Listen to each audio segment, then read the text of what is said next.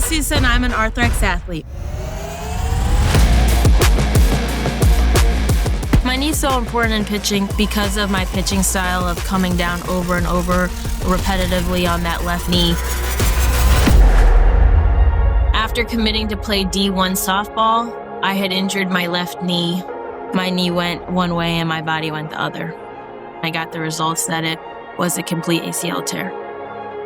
I had never gone through an injury like this.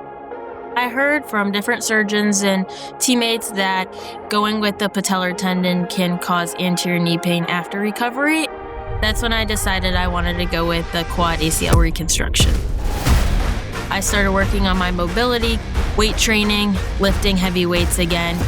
I was able to start working on my running and jumping and putting that trust back in the knee.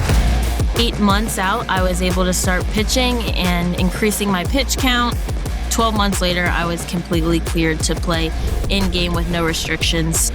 Now I feel like I have the same knee that I used to. All the hard work that I put in throughout all the months was worth it. I was back to what I love.